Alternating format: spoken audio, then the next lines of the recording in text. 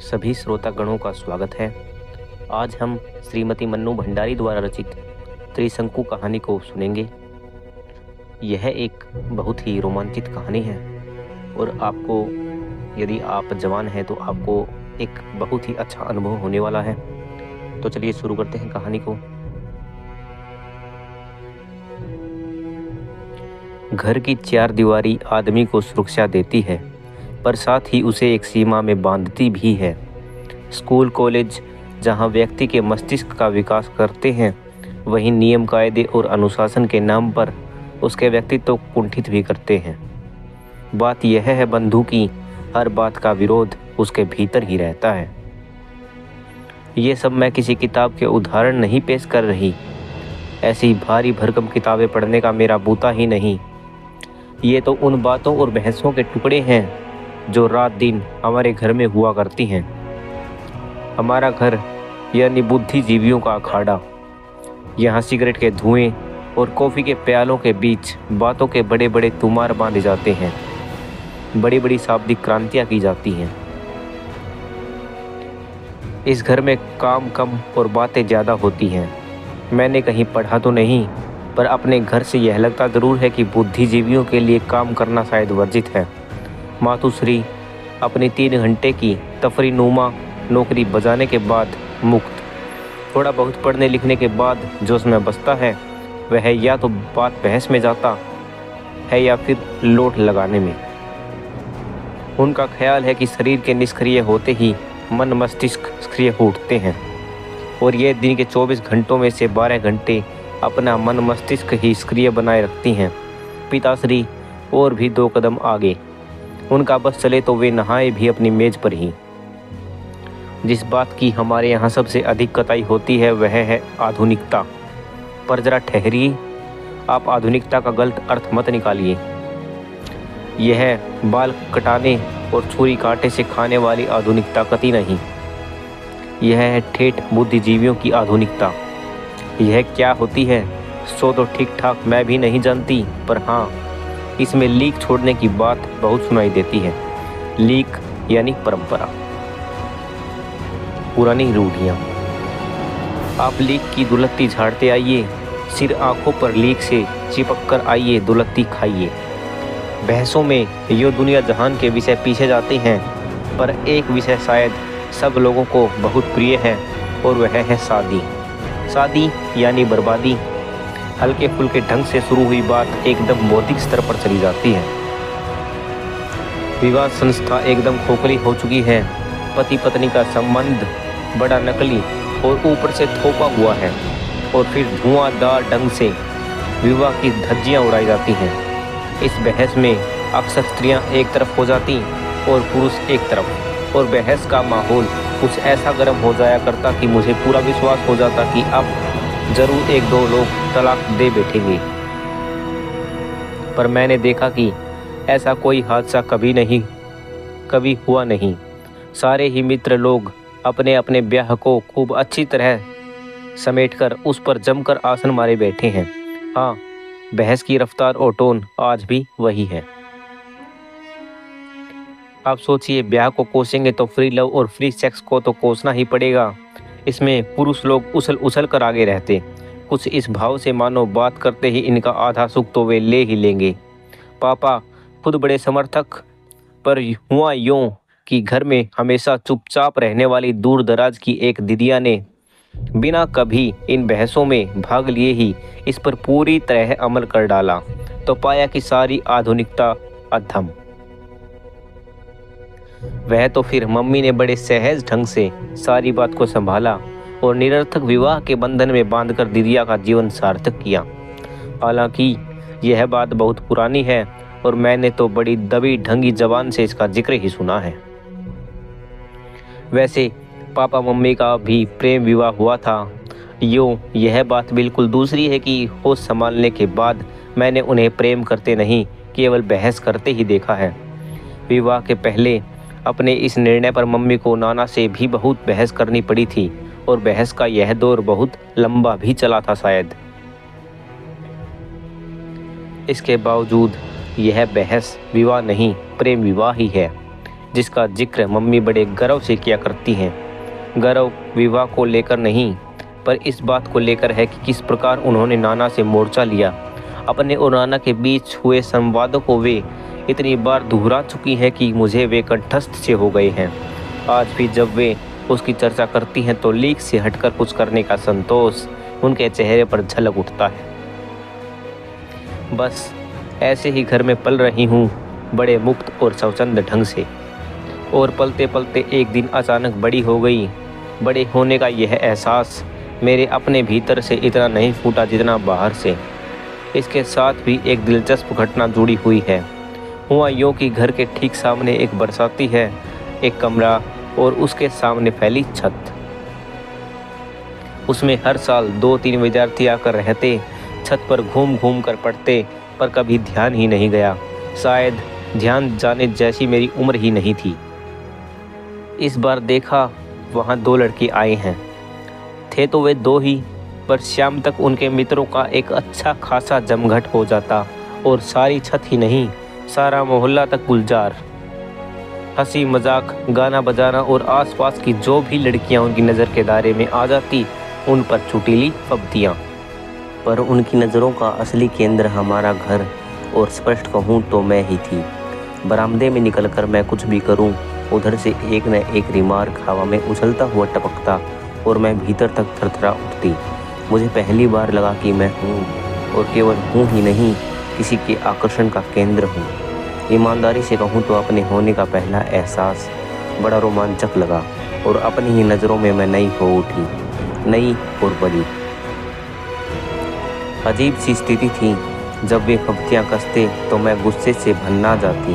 हालांकि उनकी फब्तियों में अशिष्टता कहीं नहीं थी तो केवल मन को सहलाने वाली एक चुहल। पर जब वे नहीं होते या होकर भी आपस में ही मशगूल रहते तो मैं प्रतीक्षा करती रहती। एक अनाम सी बेचैनी भीतर ही भीतर कसमसाती रहती। आलम यह है कि हर हालत में ध्यान वहीं अटका रहता और मैं कमरा छोड़कर बरामदे में ही टंगी रहती। पर इन लड़कों के इस हल्ले गुल्ले वाले व्यवहार ने मोहल्ले वालों की नींद जरूर हराम कर दी। हमारा मोहल्ला यानी हाथरस खुर्जा के लालाओं की बस्ती, जिनके घरों में किशोरी लड़कियां थीं, वे बाहें चढ़ा चढ़ाकर दांत और लात तोड़ने की धमकियां दे रहे थे, क्योंकि सबको अपनी लड़कियों का भविष्य खतरे में दिखाई दे रहा था। मोहल्ले में इतनी सरगर्मी और मेरे मम्मी पापा को कुछ पता ही नहीं। बात असल में यह है कि इन लोगों ने अपनी स्थिति एक द्वीप जैसी बना रखी है, सबके बीच रहकर भी सबसे अलग। एक दिन मैंने मम्मी से कहा, मम्मी ये जो सामने लड़के आए हैं, जब देखो मुझ पर रिमार्क पास करते हैं। मैं चुपचाप नहीं सुनूंगी, मैं भी यहाँ से जवाब दूंगी। कौन लड़के? मम्मी ने आश्चर्य से पूछा। कमाल है, मम्मी को कुछ पता नहीं। मैंने कुछ खीज और कुछ पुलक के मिले जुले स्वर में सारी बात बताई, पर मम्मी पर कोई विशेष प्रतिक्रिया नहीं हुई। बताना कौन है ये लड़के? बड़े ठंडे लहजे में उन्होंने कहा और फिर पढ़ने लगी। अपना छेड़ा जाना मुझे जितना सनसनीखेज लग रहा था, उस पर मम्मी की ऐसी उदासीनता मुझे अच्छी नहीं लगी। कोई और माँ होती तो फेंटा कसकर निकल जाती और उनकी 7 पुश्तों को तार देती, पर मम्मी जैसे कोई असर ही नहीं। दोपहर ढले, लड़कों की मजलिस छत पर जमी तो मैंने मम्मी को बताया, देखो ये लड़के हैं जो सारे समय इधर देखते रहते हैं और मैं कुछ भी करूं उस पर फब्तियाँ कसते हैं। पता नहीं मेरे कहने में ऐसा क्या था कि मम्मी एकटक मेरी ओर देखती रहीं, फिर धीरे से मुस्कुराई। थोड़ी देर तक छत वाले लड़कों का मुआयना करने के बाद बोली, कॉलेज के लड़के मालूम होते हैं, पर ये तो एकदम बच्चे हैं। मन हुआ कहूँ कि मुझे बच्चे नहीं तो क्या बूढ़े छेड़ेंगे, पर तभी मम्मी बोली, कल शाम को उन लोगों को चाय पर बुला लेते हैं और तुमसे दोस्ती करवा देते हैं। मैं तो अवाक, तुम उन्हें चाय पर बुलाओगी? मुझे जैसे मम्मी की बात पर विश्वास ही नहीं हो रहा था। हाँ क्यों, क्या हुआ? अरे यह तो हमारे ज़माने में होता था कि मिल तो सकते नहीं, बस दूर से ही फब्तियाँ कस कस कर तसल्ली करो। अब तो ज़माना बदल गया। मैं तो इस विचार मात्र से ही पुलकित लगा। मम्मी सचमुच कोई ऊंची चीज़ है। ये लोग हमारे घर आएंगे और मुझसे दोस्ती करेंगे। एकाएक मुझे लगने लगा कि मैं बहुत अकेली हूँ और मुझे किसी की दोस्ती की सख्त आवश्यकता है। इस मोहल्ले में मेरा किसी से विशेष मेल जोल नहीं और घर में केवल मम्मी पापा के दोस्त ही आते हैं। दूसरा दिन मेरा बहुत ही संशय में बीता। पता नहीं मम्मी अपनी बात पूरी भी करती हैं या यूं ही रो में कह गई और बात खत्म। शाम को मैंने याद दिलाने के लिए ही कहा, मम्मी तुम सचमुच ही उन लड़कों को बुलाने जाओगी? सब तो मेरे यही थे, वरना भाव तो था कि मम्मी जाओ न प्लीज। और मम्मी सचमुच ही चली गई। मुझे याद नहीं मम्मी 2-4 बार से अधिक मोहल्ले में किसी के घर गई हों। मैं सांस रोककर उनके लौटने की प्रतीक्षा करती रही। एक विचित्र सी थिरकन मैं अंग प्रत्यंग में महसूस कर रही थी। कहीं मम्मी साथ ही लेती आई तो, कहीं वे मम्मी से बदतमीजी से पेश आए तो, पर नहीं, वे ऐसे लगते तो नहीं हैं। कोई घंटे भर बाद मम्मी लौटी, बेहद प्रसन्न। मुझे देखते ही उनकी तो सिट्टी पिट्टी ही गुम हो गई। उन्हें लगा अभी तक तो लोग अपने अपने घरों से ही उनके लात दांत तोड़ने की धमकी दे रहे थे। मैं जैसे सीधे घर ही पहुँच गई उनकी अगली तस्वीर करने, पर फिर तो इतनी खातिर की बेचारों ने की बस। बड़े ही स्वीट बच्चे हैं, बाहर से आए हैं, हॉस्टल में जगह नहीं मिली इसलिए कमरा लेकर रह रहे हैं। शाम को जब पापा आएंगे तब बुलवा देंगे। प्रतीक्षा में समय इतना बोझिल हो जाता है, यह भी मेरा पहला अनुभव था। पापा आए तो मम्मी ने बड़े उमंग से सारी बात बताई। सबसे कुछ अलग करने का संतोष और गर्व उनके हर शब्द में से जैसे छलका पड़ रहा था। पापा ही कौन पीछे रहने वाले थे। उन्होंने सुना तो वे भी प्रसन्न। बुलाओ लड़कों को, अरे खेलने खाने दो और मस्ती मारने दो बच्चों को। मम्मी पापा को अपनी आधुनिकता तुष्ट करने का एक जोरदार अवसर मिल रहा था। नौकर को भेजकर उन्हें बुलवाया गया तो अगले ही क्षण सब हाजिर। मम्मी ने बड़े कायदे से परिचय करवाया और हेलो हाय का आदान प्रदान हुआ। तनु बेटे अपने दोस्तों के लिए चाय बनाओ। धत तेरे की, मम्मी के दोस्त आए तब भी तनु बेटा चाय बनाए और उनके दोस्त आए तब भी, पर मन मारकर उठी। चाय पानी होता रहा, खूब हंसी मजाक भी चला। वे सफाई पेश करते रहे कि मोहल्ले वाले झूठ मूठ ही उनके पीछे पड़े रहते हैं। वे तो ऐसा कुछ भी नहीं करते, जस्ट फॉर फन कुछ कर दिया, वरना इस सब का कोई मतलब नहीं। पापा ने बढ़ावा देते हुए कहा, अरे इस उम्र में तो यह सब करना ही चाहिए। हमें मौका मिले तो हम आज भी करने से बाज न आए। हंसी की एक लहर यहाँ से वहाँ तक दौड़ गई। कोई 2 घंटे बाद वे चलने लगे तो मम्मी ने कहा, देखो इसे अपना ही घर समझो, जब इच्छा हो चले आया करो। हमारी तनु बिटिया को अच्छी कंपनी मिल जाएगी। कभी तुम लोगों से कुछ पढ़ भी लिया करेगी और देखो कुछ खाने पीने का मन हुआ करे तो बता दिया करना, तुम्हारे लिए बनवा दिया करूँगी।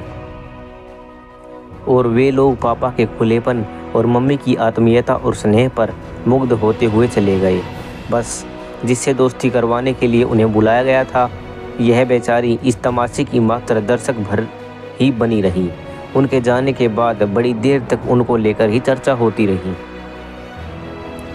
अपने घर की किशोरी लड़की को छेड़ने वाले लड़कों को घर बुलाकर चाय पिलाई जाए और लड़की से दोस्ती करवाई जाए, यह सारी बात ही बड़ी थ्रिलिंग और रोमांचक लग रही थी।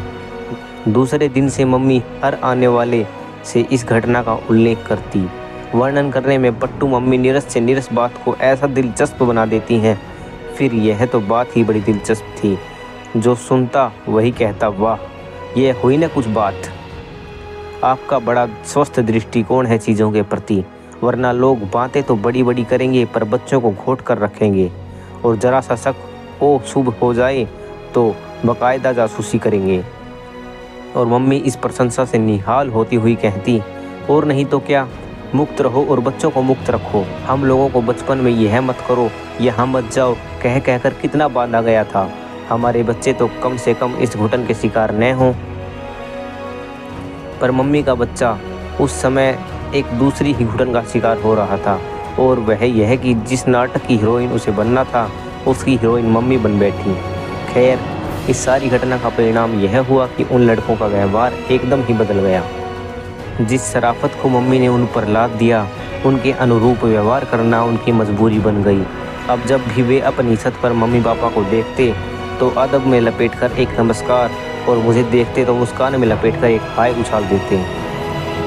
पपतियों की जगह बाकायदा हमारा वार्तालाप शुरू हो गया, बड़ा खुला और बेझिझक वार्तालाप। हमारे बरामदे और छत में इतना ही फासला था कि जोर से बोलने पर बातचीत की जा सकती थी। हाँ, यह बात ज़रूर थी कि हमारी बातचीत सारा मोहल्ला सुनता था और काफ़ी दिलचस्पी से सुनता था। जैसे ही हम लोग चालू होते, पास पड़ोस की खिड़कियों में 4-6 सिर और धड़ आकर चिपक जाते। मोहल्लों में लड़कियों के प्रेम प्रसंग न हों ऐसी बात तो थी नहीं, बाकायदा लड़कियों के भागने तक की घटनाएं घट चुकी थीं, पर वह सब कुछ बड़े गुप्त और छिपे ढंग से होता था और मोहल्ले वाले जब अपनी पैनी नज़रों से ऐसे किसी रहस्य को जान लेते थे तो बड़ा संतोष उन्हें होता था।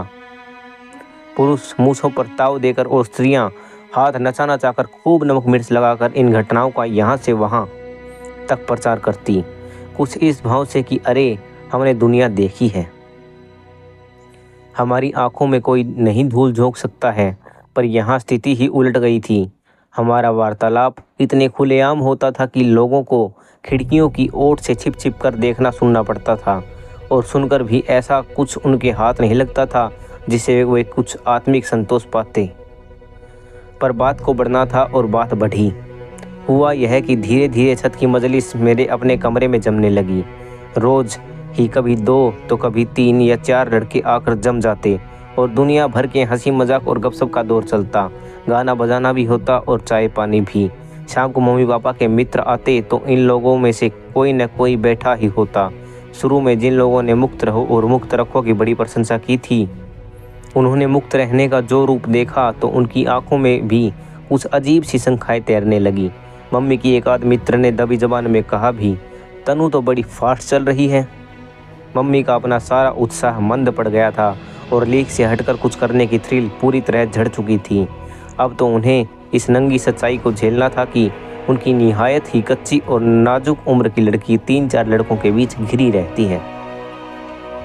और मम्मी की स्थिति यह थी कि वे न स्थिति को पूरी तरह स्वीकार कर पा रही थी और न अपने ही द्वारा बड़े जोश से शुरू किए गए इस सिलसिले को नकार ही पा रही थी। आखिर एक दिन उन्होंने मुझे अपने पास बिठाकर कहा, तनु बेटे, ये लोग रोज़ रोज़ यहाँ आकर जम जाते हैं। आखिर तुमको पढ़ना लिखना भी तो है। मैं तो देख रही हूँ कि इस दोस्ती के चक्कर में तेरी पढ़ाई लिखाई सब चौपट हुई जा रही है। इस तरह तो यह चलेगा नहीं। रात को पढ़ती तो हूँ, लापरवाही से मैंने कहा। तो उनसे बहुत खुल गई है। कह दे कि वे लोग भी बैठकर पढ़ें और तुझे भी पढ़ने दें, और तुझसे न कहा जाए तो मैं कह दूँगी। पर किसी के भी कहने की नौबत नहीं आई। कुछ तो पढ़ाई की मार से कुछ दिल्ली के दूसरे आकर्षणों से खींचकर हॉस्टल वाले लड़कों का आना कम हो गया। पर सामने के कमरे से शेखर रोज़ ही आ जाता, कभी दोपहर में तो कभी शाम। 3-4 लोगों की उपस्थिति में उसकी जिस बात पर मैंने ध्यान नहीं दिया, वही बात अकेले में सबसे अधिक उजागर होकर आई। वह बोलता कम था पर शब्दों के परे बहुत कुछ कहने की कोशिश करता था और एकाएक ही मैं उसकी अनकही भाषा समझने लगी थी। केवल समझने ही नहीं लगी थी, प्रत्युत्तर भी देने लगी थी। जल्दी ही मेरी समझ में आ गया कि शेखर और मेरे बीच प्रेम जैसी कोई चीज़ पनपने लगी है। यूँ तो शायद मैं समझ ही नहीं पाती, पर हिंदी फिल्में देखने के बाद इसको समझने में खास मुश्किल नहीं हुई। जब तक मन में कुछ नहीं था, सब कुछ बड़ा खुला था, पर जैसे ही कुछ हुआ तो उसे औरों की नज़र से बचाने की इच्छा भी साथ हो आई। जब कभी दूसरे लड़के आते तो सीढ़ियों से ही शोर करते आते, ज़ोर ज़ोर से बोलते, लेकिन शेखर जब भी आता रेंगता हुआ आता और फुसफुसाकर हम बातें करते। वैसे बातें बहुत ही साधारण होती थी, स्कूल की, कॉलेज की, पर फुसफुसाकर करने में ही वे कुछ विशेष लगती थी। प्रेम को कुछ रहस्यमय, कुछ गुपचुप बना दो तो वह बड़ा थ्रिलिंग हो जाता है, वरना तो एकदम सीधा सपाट। पर मम्मी के पास घर और घर वालों के हर रहस्य को जान लेने की एक छठी इंद्रिय है, जिसे पापा भी काफ़ी त्रस्त हैं। उससे उन्हें यह सब समझने में जरा भी देर नहीं लगती। शेखर कितना भी दब छिप कर आता और मम्मी घर के किसी भी कोने में होती, फट से प्रकट हो जाती या फिर वहीं से पूछती, तनु कौन है तुम्हारे कमरे में। मैंने देखा कि शेखर के इस रवैये से मम्मी के चेहरे पर एक अजीब सी परेशानी झलकने लगी थी। पर मम्मी इस बात को लेकर यूँ परेशान हो उठेंगी, यह तो मैं सोच ही नहीं सकती थी। जिस घर में रात दिन तरह तरह के प्रेम प्रसंग ही पीछे जाते रहे हों, कुंवारों के प्रेम प्रसंग, विवाहितों के प्रेम प्रसंग, 2-3 प्रेमियों से एक साथ चलने वाले प्रेम प्रसंग, उस घर के लिए तो यह बात बहुत ही मामूली होनी चाहिए थी। जब लड़कों से दोस्ती की है तो एक आध से प्रेम भी हो ही सकता है। मम्मी ने शायद समझ लिया था कि यह स्थिति आजकल की कलात्मक फिल्मों की तरह चलेगी, जिनकी वे बड़ी प्रशंसक और समर्थक हैं, पर जिनमें शुरू से लेकर आखिर तक कुछ भी सनसनीखेज घटता ही नहीं। जो भी हो, मम्मी की इस परेशानी ने मुझे भी कहीं हल्के से विचलित जरूर कर दिया। मम्मी मेरी माँ ही नहीं, मित्र और साथिन भी हैं। 2 घनिष्ठ मित्रों की तरह ही हम दुनिया जहान की बातें करते हैं, हंसी मजाक करते हैं। मैं चाहती कि वे इस बारे में भी कोई बात करें, पर उन्होंने कोई बात नहीं की। बस शेखर आता तो वे अपनी स्वाभाविक लापरवाही छोड़कर बड़े सजग भाव से मेरे कमरे के इर्द गिर्द मंडराती रहती। एक दिन मम्मी के साथ बाहर जाने के लिए नीचे उतरी तो दरवाजे पर ही पड़ोस के एक भद्र महिला टकरा गई। नमस्कार और कुशलक्षेम के आदान प्रदान के बाद वे बात के असली मुद्दे पर आई। ये सामने की छत वाले लड़के आपके रिश्तेदार हैं क्या? नहीं तो। अच्छा, शाम को रोज़ आपके घर पर बैठे रहते हैं तो सोचा आपके ज़रूर कुछ लगते होंगे, तनु के दोस्त हैं। मम्मी ने कुछ ऐसी लापरवाही और निसंकोच भाव से यह वाक्य उछाला कि बेचारी तीर निशाने पर न लगने का गम लिए ही लौट गई। वे तो लौट गई, पर मुझे लगा कि इस बात का सूत्र पकड़कर ही मम्मी अब ज़रूर मेरी थोड़ी धुनाई कर देंगी। कहने वाली का तो कुछ न बना, पर मेरा कुछ बिगाड़ने का हथियार तो मम्मी के हाथ में आ ही गया। बहुत दिनों से उनके अपने मन में कुछ उमड़ घुमड़ तो रहा ही है, पर मम्मी ने इतना ही कहा, लगता है इनके अपने घर में कोई धंधा नहीं है, जब देखो दूसरों के घर में चोंच गड़ाए बैठी रहते हैं। मैं आश्वस्त ही नहीं हुई, बल्कि मम्मी की ओर से इसे हरा सिग्नल समझकर मैंने अपनी रफ्तार कुछ और तेज कर दी। पर इतना ज़रूर किया कि शेखर के साथ 3 घंटों में से 1 घंटा ज़रूर पढ़ाई में गुजारती। वह बहुत मन लगाकर पढ़ाता और मैं बहुत मन लगाकर पढ़ती। हाँ, बीच बीच में वह कागज़ की छोटी छोटी पर्चियों पर कुछ ऐसी पंक्तियाँ लिखकर थमा देता कि मैं भीतर तक झंझना जाती। उसके जाने के बाद भी उन पंक्तियों के वे शब्दों के पीछे के भाव और मेरी रग रग में सनसनाते और मैं उन्हीं में डूबी रहती। मेरे भीतर अपनी ही एक दुनिया बनती जा रही थी, बड़ी भरी पूरी और रंगीन। आजकल मुझे किसी की ज़रूरत ही महसूस नहीं होती। लगता जैसे मैं अपने आप में ही पूरी हूँ। हमेशा साथ रहने वाली मम्मी भी आउट होती जा रही हैं। और शायद यही कारण है कि इधर मैंने मम्मी पर ध्यान देना छोड़ दिया है। रोज़मर्रा की बातें तो होती हैं, पर केवल बातें ही होती हैं, उसके परे कहीं कुछ नहीं। दिन गुजरते जा रहे थे और मैं अपने में ही डूबी अपनी दुनिया में और गहरे धंसते जा रही थी, बाहर की दुनिया से एक तरह से बेखबर सी। एक दिन स्कूल से लौटी, कपड़े बदले, शोर शराबे के साथ खाना मांगा, मीन मेघ के साथ खाया और जब कमरे में घुसी तो मम्मी ने लेटे लेटे ही बुलाया, तनु इधर आओ। पास आई तो पहली बार ध्यान आया कि मम्मी का चेहरा तमतमा रहा है। मेरा माथा ठनका। उन्होंने साइड टेबल पर से एक किताब उठाई और उसमें से कागज़ की 5-6 पर्चियाँ सामने कर दी। मैं चुप, जानती हूँ गुस्से में मम्मी को जवाब देने से बढ़कर मूर्खता और कोई नहीं। तुमको छूट दी, आज़ादी दी, पर इसका यह मतलब तो नहीं कि तुम उसका नाजायज़ फ़ायदा उठाओ। मैं फिर चुप। बीते भर की लड़की और करतब देखो इसके, जितनी छूट दी उतने ही पैर पसरते जा रहे हैं इसके। एक झापड़ दूंगी तो सारा रोमांस झड़ जाएगा 2 मिनट में। इस वाक्य पर मैं एकाएक तिलमिला उठी, तमक कर नज़र उठाई और मम्मी की तरफ देखा। पर यह क्या? यह तो मेरी मम्मी नहीं है। न यह तेवर मम्मी का है, न यह भाषा। फिर भी यह सारे वाक्य बहुत परिचित से लगा यह सब मैंने कहीं सुना है। और खटाक से मेरे मन में कौंधा, नाना। पर नाना को मरे तो कई साल हो गए, ये फिर जिंदा कैसे हो गए? और वह भी मम्मी के भीतर, जो होश संभालने के बाद हमेशा उनसे झगड़ा ही करती रही, उनकी हर बात का विरोध करती रही। मम्मी का नानाई लहजे वाला भाषण काफ़ी देर तक चालू रहा, पर वह सब मुझे कहीं से भी छू नहीं रहा था। बस कोई बात झकझोर रही थी तो यही कि मम्मी के भीतर नाना कैसे आ बैठे। और फिर घर में एक विचित्र सा तनावपूर्ण माहौल छा गया, खासकर मेरे और मम्मी के बीच। नहीं, मम्मी तो घर में रही ही नहीं, मेरे और नाना के बीच। मैं मम्मी को अपनी बात समझा भी सकती हूँ, उनकी बात समझ भी सकती हूँ, पर नाना, मैं तो इस बादशाह से भी अपरिचित हूँ और इस तेवर से भी। बात करने का प्रश्न ही कैसे उठता। पापा ज़रूर मेरे दोस्त हैं, पर बिल्कुल दूसरी तरह के। शतरंज खेलना, पंजा लड़ाना और जो फरमाइश मम्मी पूरी न करें उनसे पूरी करवा लेना। बचपन में उनकी पीठ पर लदी रहती थी और आज भी बिना किसी झिझक के उनकी पीठ पर लदकर अपनी हर इच्छा पूरी करवा लेती हूँ। पर इतने माय डियर दोस्त होने के बावजूद अपनी निजी बातें मैं मम्मी के साथ ही करती आई हूँ। और वहाँ एकदम सन्नाटा। मम्मी को पटकनी देकर नाना पूरी तरह उन पर सवार जो हैं। शेखर को मैंने इशारे से ही लाल झंडी दिखा दी थी, सो वह भी नहीं आ रहा और शाम का समय है कि मुझसे कांटे नहीं कटता। कई बार मन हुआ कि मम्मी से जाकर बात करूं और साफ साफ पूछूं कि तुम इतना बिगड़ क्यों रही हो। मेरी और शेखर की दोस्ती के बारे में तुम जानती तो हो, मैंने तो कभी कुछ छिपाया नहीं, और दोस्ती है तो यह सब तो होगा ही। तुम क्या समझ रही थी कि हम भाई बहन की तरह? पर तभी ख्याल आता कि मम्मी है ही कहाँ जिनसे जाकर यह सब कहूँ। 4 दिन हो गए, मैंने शेखर की सूरत तक नहीं देखी। मेरे हल्के से इशारे से ही उस बेचारे ने तो घर को क्या छत पर आना ही छोड़ दिया। हॉस्टल में रहने वाले उसके साथी भी छत पर न दिखाई दिए, न घर ही आए।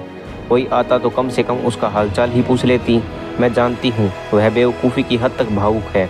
उसे तो ठीक से यह भी नहीं मालूम कि आखिर यहाँ हुआ क्या है। लगता है मम्मी के गुस्से की आशंका मात्र से ही उसके हौसले पस्त हो गए थे।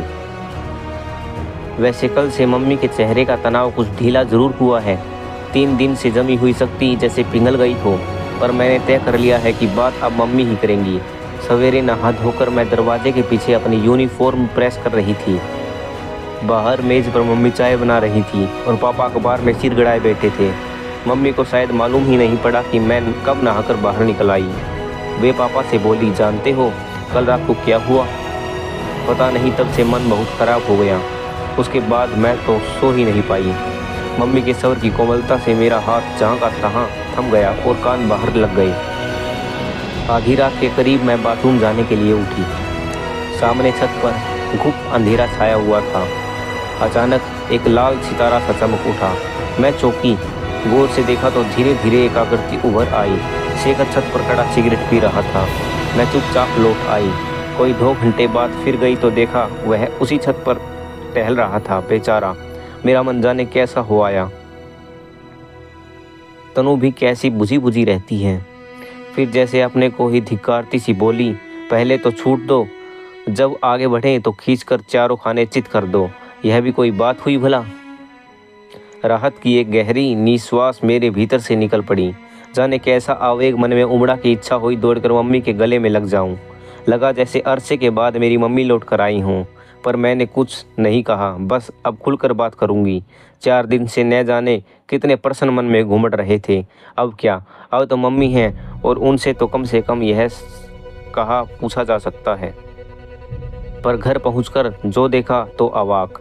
शेखर हथेलियों में सिर थामे कुर्सी पर बैठा है और मम्मी उसी कुर्सी के हत्थे पर बैठी उसकी पीठ और माथा सहला रही है। मुझे देखते ही बड़े सहज स्वाभाविक स्वर से बोली, देखा इस पगले को, 4 दिन से ये साहब कॉलेज नहीं गए हैं, न ही कुछ खाया पिया है, अपने साथ इसका भी खाना लगवाना। और फिर मम्मी ने खुद बैठकर बड़े स्नेह से मनुहार कर करके उसे खाना खिलाया। खाने के बाद कहने पर भी शेखर ठहरा नहीं। मम्मी के प्रति कृतज्ञता के बोझ से झुका झुका ही घर लौट गया और मेरे भीतर खुशी का ऐसा ज्वार उमड़ा कि अब तक के सोचे सारे प्रश्न उसी में बिला गए। सारी स्थिति को समय पर आने में समय तो लगा, पर आ गई। शेखर ने भी अब 1-2 दिन छोड़कर आना शुरू किया और आता भी तो अधिकतर हम लिखाई पढ़ाई की बात ही करते। सारी स्थिति को समय पर आने में समय तो लगा, पर आ गई। शेखर ने भी अब 1-2 दिन छोड़कर आना शुरू किया और आता भी तो अधिकतर हम पढ़ाई लिखाई की बात करते। अपने किए पर शर्मिंदगी प्रकट करते हुए उसने मम्मी से वादा किया कि अब वह कोई ऐसा काम नहीं करेगा जिससे मम्मी को शिकायत हो। जिस दिन वह नहीं आता, मैं 2-3 बार थोड़ी थोड़ी देर के लिए अपने बरामदे से ही बात कर लिया करती। घर की अनुमति और सहयोग से यूँ सरेआम चलने वाले इस प्रेम प्रसंग में मोहल्ले वालों के लिए भी कुछ नहीं रह गया था और उन्होंने इस जानलेवा जमाने के नाम 2-4 लानतें भेजकर किसी गुल खिलने तक के लिए अपनी दिलचस्पी को स्थगित कर दिया था। लेकिन एक बात मैंने ज़रूर देखी, जब भी शेखर शाम को कुछ ज़्यादा देर बैठ जाता या दोपहर में भी आता तो मम्मी के भीतर नाना कसकसाने लगते और उसकी प्रतिक्रिया मम्मी के चेहरे पर झलकने लगती। मम्मी भरसक कोशिश करके नाना को बोलने तो नहीं देती, पर उन्हें पूरी तरह हटा देना भी शायद मम्मी के बस की बात नहीं रह गई थी। हाँ, यह प्रसंग मेरे और मम्मी के बीच में अब रोज़मर्रा की बातचीत का विषय ज़रूर बन गया था। कभी वे मजाक में कहती, यह तो तेरा शेखर है न, बड़ा लिजा सा लड़का है। अरे इस उम्र के लड़कों को चाहिए घूमे फिरे, मस्ती मारे, क्या मुहर्रमी सी सूरत बनाए मजनू की तरह छत पर टंगा सारे समय इधर ही ताकता रहता है। मैं केवल हंस देती। कभी बड़ी भावुक होकर कहती, तू क्यों नहीं समझाती बेटे कि तुझे लेकर कितनी महत्वाकांक्षाएं हैं मेरे मन में, तेरे भविष्य को लेकर कितने सपने सजा रखे हैं मैंने। मैं हंसकर कहती, मम्मी तुम भी कमाल करती हो, अपने ज़िंदगी को लेकर भी तुम अपने सपने देखो और मेरी ज़िंदगी के सपने भी तुम ही देख डालो, कुछ सपने मेरे लिए भी छोड़ दो। कभी वे समझाने के लहजे में कहती, देखो तनु, अभी तुम बहुत छोटी हो, अपना सारा ध्यान पढ़ने लिखने में और लगाओ और दिमाग से ये उल्टे सीधे फितूर निकाल डालो, ठीक है? बड़े हो जाओ तो प्रेम भी करना और शादी भी। मैं तो वैसे भी तुम्हारे लिए लड़का ढूंढने वाली नहीं हूँ, अपने आप ही ढूंढना, पर इतनी अकल तो आ जाए कि ढंग का चुनाव कर सको। अपने चुनाव के रिजेक्शन को मैं समझ जाती और पूछती, अच्छा मम्मी बताओ, जब तुमने पापा को चुना था तो वह नाना को पसंद था? मेरा चुनाव? अपनी सारी पढ़ाई लिखाई ख़त्म करके 25 साल की उम्र में चुनाव किया था मैंने, खूब सोच समझकर और अकल के साथ, समझी? मम्मी अपनी बौखलाहट को गुस्से में छिपाकर कहती, उम्र और पढ़ाई लिखाई ये दो ही तो मुद्दे हैं जिस पर मम्मी मुझे जब तब डांटती रहती हैं। पढ़ने लिखने में मैं अच्छी थी और रही उम्र का सवाल, सो उसके लिए मन होता कि कहूँ, मम्मी तुम्हारी पीढ़ी जो काम 25 साल की उम्र में करती थी, हमारी उसे 15 साल की उम्र में करेगी। इसे तुम क्यों नहीं समझती? पर चुप रह जाती। नाना का जिक्र तो चल ही पड़ा है, कहीं वे जी जाग उठे तो। 6 माही परीक्षाएं पास आ गई थी और मैंने सारा ध्यान पढ़ाने में लगा दिया था। सबका आना और गाना बजाना एकदम बंद। इन दिनों मैंने इतनी जमकर पढ़ाई की कि मम्मी का मन प्रसन्न हो गया, शायद कुछ आश्वस्त थी। आखिरी पेपर देने के पश्चात लग रहा था कि एक बोझ था जो हट गया है। मन बेहद हल्का होकर कुछ मस्ती मारने को कर रहा था। मैंने मम्मी से पूछा, मम्मी कल शेखर और दीपक पिक्चर देखने जा रहे हैं, मैं भी साथ चली जाऊं? आज तक मैं इन लोगों के साथ कभी घूमने नहीं गई थी, पर इतनी पढ़ाई करने के बाद अब इतनी छूट तो मिलनी ही थी। मम्मी एक क्षण के लिए मेरा चेहरा देखती रही, फिर बोली, इधर आ, यहाँ बैठ, तुझसे कुछ बात करनी है। मैं जाकर बैठ गई, पर यह न समझ आया कि इसमें बात करने को क्या है, हाँ कहो या ना। लेकिन मम्मी को बात करने का मर्ज जो है, उनकी तो हाँ ना भी 50-60 वाक्यों में लिपटे बिना नहीं निकल सकती। तेरे इम्तिहान ख़त्म हुए, मैं तो खुद पिक्चर का प्रोग्राम बना रही थी। कौन सी पिक्चर देखना चाहती है? क्यों, उन लोगों के साथ जाने में क्या है? मेरे समर में इतनी खीज भरी हुई थी कि मम्मी एकटक मेरा चेहरा ही देखती रह गई।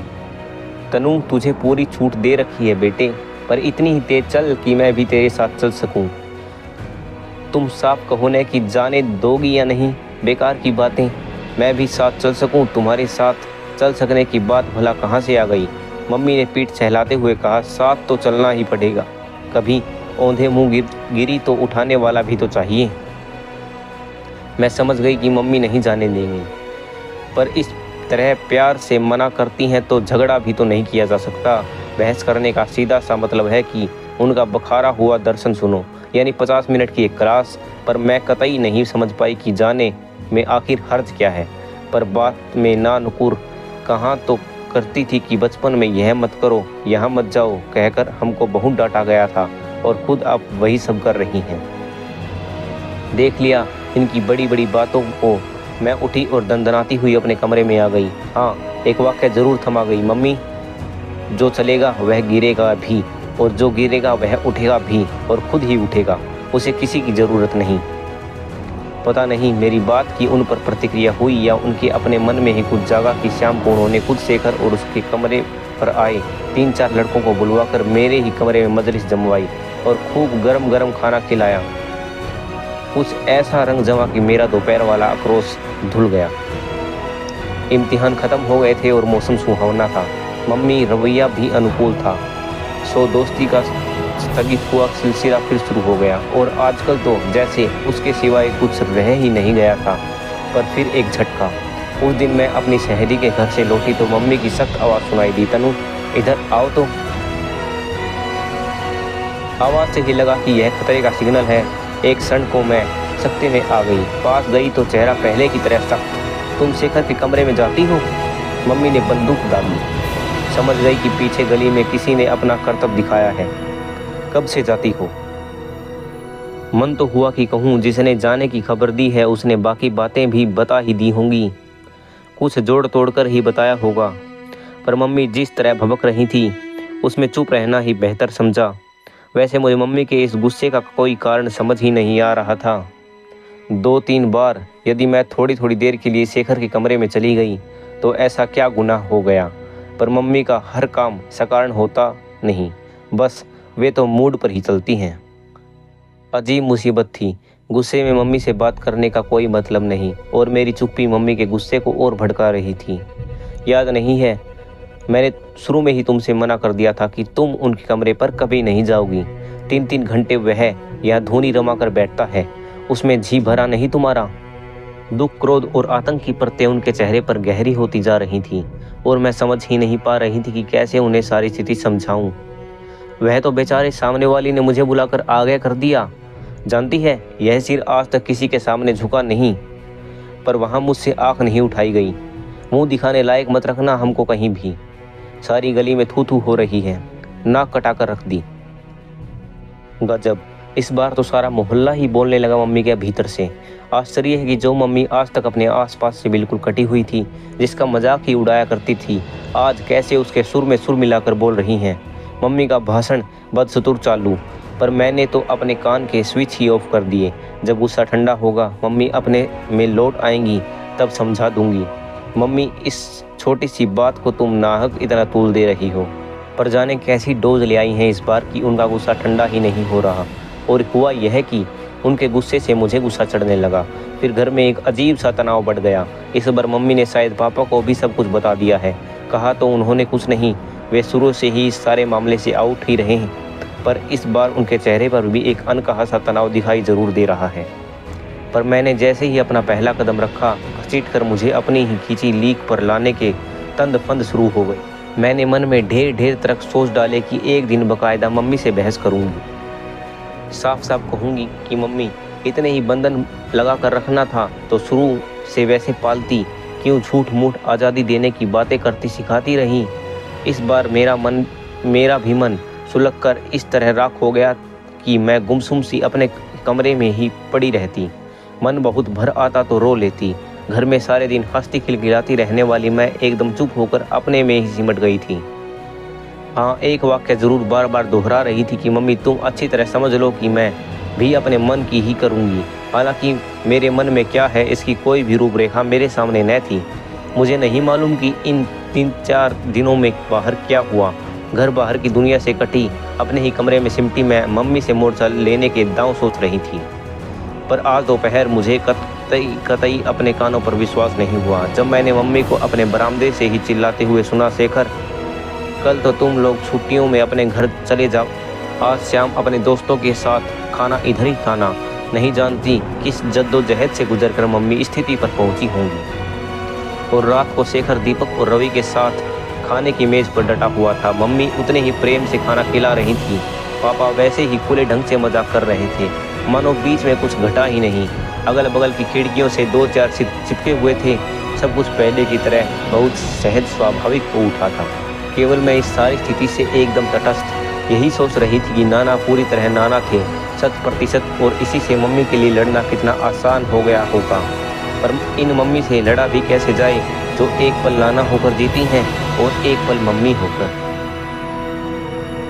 आपका इस कहानी को सुनने के लिए धन्यवाद। आशा करता हूँ आपको कहानी पसंद आई होगी।